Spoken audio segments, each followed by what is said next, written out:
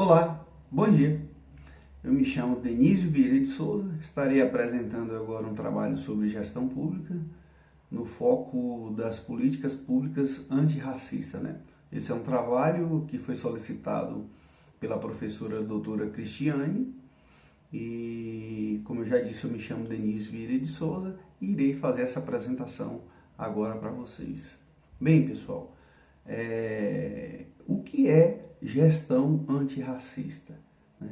Primeiro a gente precisa entender um pouquinho sobre esse assunto, né? É uma forma de estratégia de organizar, planejar e conduzir a ação do Estado para combater diretamente o racismo estrutural e institucional, gerando decisões administrativas para que reduzem as desigualdades no Brasil, né? Supera o mito da neutralidade, né? O que é isso? Antigamente as políticas públicas relacionadas a esse tema era tratado com muita neutralidade, né? Sem uma estrutura bem definida. Esse trabalho que será apresentado toma como base, né, a cartilha do Inclua, disponibilizada pela professora. Então, os dados dessa apresentação vão ser retirados todos dele, com algumas pesquisas feitas também por fora, né? Como eu disse aqui, supera o mito da neutralidade das políticas públicas, né? Quer dizer que antigamente ficava só no papo, na esfera da discussão. E hoje em dia a gente traz formas práticas para resolver isso aqui, né? A igualdade racial passa a ser um critério universal em todas as etapas governamentais do planejamento e execução do monitoramento e avaliação, por último aí, né? Se a gente for analisar o contexto histórico do nosso país, a gente tirei como base aí dados do IBGE, né? Esse trabalho, essa cartilha não é proposta informalmente, ela toma como base fatos históricos, né, que vem desde do período da escravatura aí no nosso país, escravidão, que foram 400 anos. Então, temos dados retirados do IBGE, né, que é da segunda edição do relatório de desigualdade social por cor ou raça, né? Na verdade, eu discordo um pouquinho desse tema raça, porque o ser humano é a raça humana, né? Não existe duas raças de ser humano, né? Então, assim, isso é uma questão minha, mas os técnicos, os teóricos aí acham que a sociedade humana deve ser separada por raça.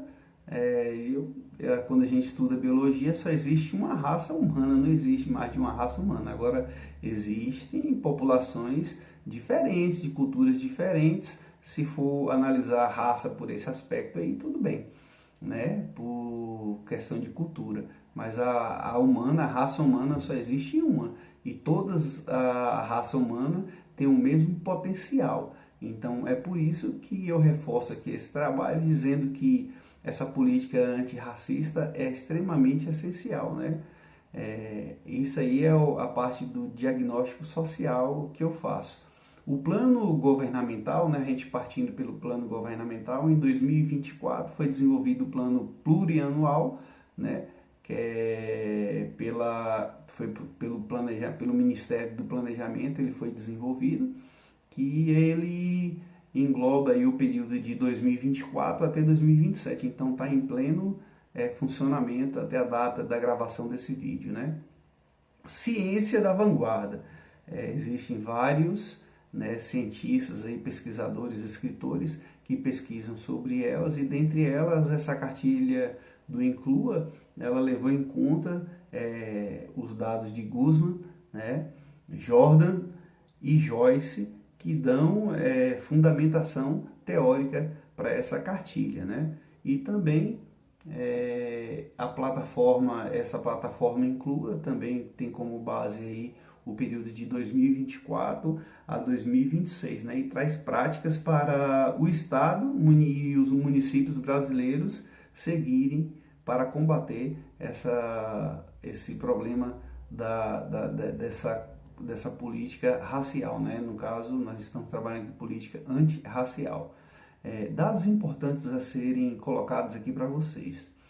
38,5% da população brasileira de pardos e negros vivem em pobreza extrema, enquanto 18,6% da população branca vivem também em pobreza extrema. Então aí a gente já tem um dado aí bem marcante, né, do IBGE, que determina a quantidade maior de negros e pardos vivendo nessa pobreza extrema. Aí a gente tem três pontos aqui a serem tratados nessa situação, que é sobre o mercado de trabalho, sobre o rendimento médio dessas pessoas e a violência institucional que elas sofrem, né?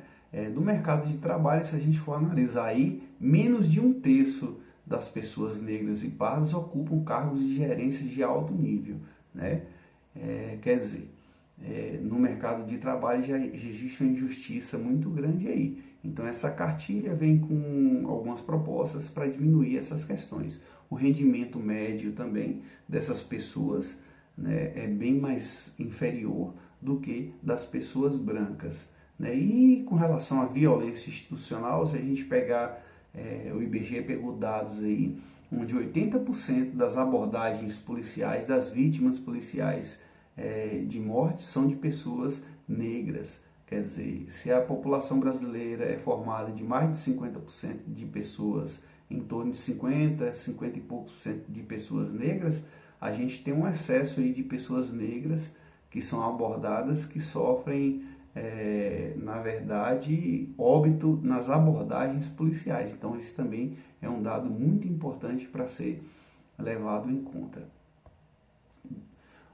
Os eixos de atuação onde essa cartilha propõe as ações, né? Muito bem. Ela propõe ações em três situações: na parte da governança, né, institucional, nas políticas públicas e na parte do orçamento. Na governança, a gente pode citar aqui que, para resolver, a cartilha tem a proposta do alto escalão, né, desenvolver políticas de igualdade racial, como integrando a alta gestão, criando protocolos ativos contra o racismo, como, por exemplo, ouvidorias e também corregedorias, né, que é para você ouvir a opinião, as queixas, os problemas dessas instituições, e a corregedoria também para a gente poder fazer uma ação de correção aí para diminuir essas questões. Na parte de políticas públicas, a gente pode fazer uma revisão política universal com foco explícito em reparar os atrasos históricos, que são os casos das cotas. Hoje a gente já vê muitas cotas aí para concursos públicos, né, para diminuir essa questão da quantidade minoritária das pessoas negras e pardas nessas instituições. É um caso um pouco polêmico, tem pessoas que acham que essa reparação deve ser socioeconômica, né, e não somente racial, que já que as pessoas negras fazem parte de mais de 50% da população, quando você determina que a política deve ser com base social, econômica, automaticamente vão estar inclusas pessoas de cor negra. Mas isso aí é um tema para ser abordado mais para frente, né? E outro plano também da cartilha, que a cartilha propõe, é a questão do orçamento público, né? Você incluir, né, essas pessoas aí, uma parte do orçamento público no projeto plurianual, né, que é o PPA, no LDO e na LDA, que são orçamentos públicos aí que definem um percentual, né, de dinheiro para a elaboração de políticas públicas e o combate, né?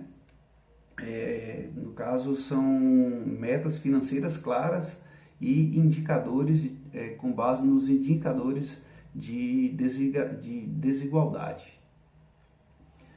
Bem, pessoal, a minha análise crítica com relação a esse ponto aí, para finalizar o nosso trabalho aqui, a gente tem que partir que a neutralidade estatal, pessoal, na verdade, ela perpetua privilégios históricos, né, que a gente vê desde a escravidão.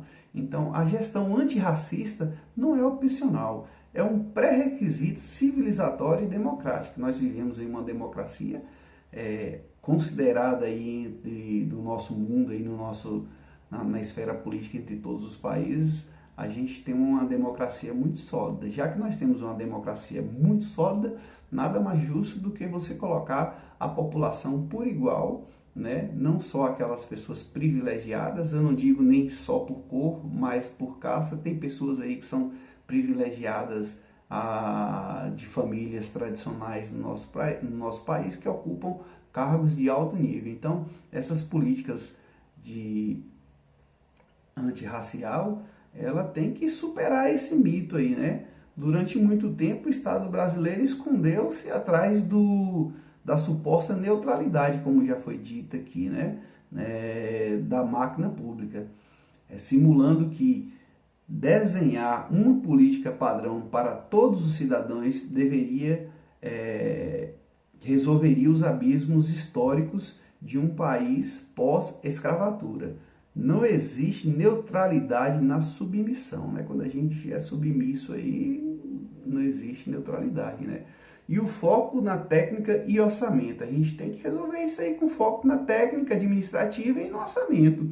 A grande virtude dessa política é trazer a luta antirracista diretamente para a engenharia da administração pública. A gente tem que formar uns administradores públicos aí onde vejam essa questão com olhos mais abertos aí para a gente poder diminuir essa desigualdade, né?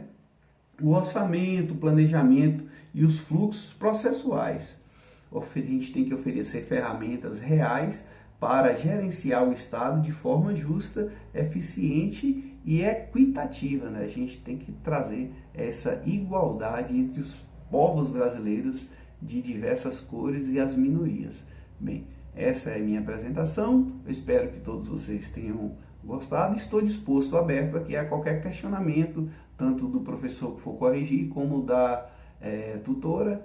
Esse foi o meu trabalho e fiquem com Deus. Espero que vocês tenham gostado e um abraço. Até mais.